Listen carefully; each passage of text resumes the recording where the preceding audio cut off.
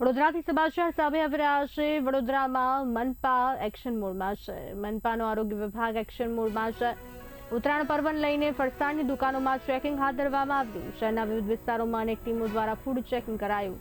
ઊંધિયું, સેવ, જલેબી અને ચીકીની ભારે માંગ છે। હાલ બિન આરોગ્યપ્રદ ખોરાક અટકાવવા ટીમો સતર્ક બની છે। ફૂડ ચેકિંગથી વેપારીઓમાં ફફડાટનો માહોલ છે।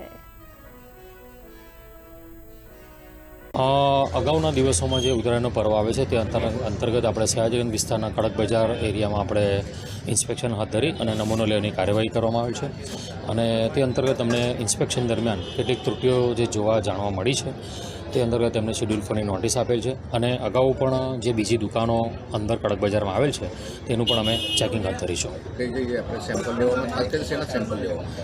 ખાસ કરીને આ દિવસોમાં અમે ઊંધિયા, જલેબી, સેવ, તલ ચીકી, સિંગ ચીકી તેમાં જે વપરાતા રો મટીરિયલ છે તેઓના નમૂના લઈ અને કાર્યવાહી કરવામાં આવે છે। આપણી આ ઉત્તરાયણના આગલા દિવસ સુધીની આ કામગીરી ચાલુ છે અને છેલ્લા અઠવાડિયેથી આ કામગીરી શરૂ કરી દીધેલ છે।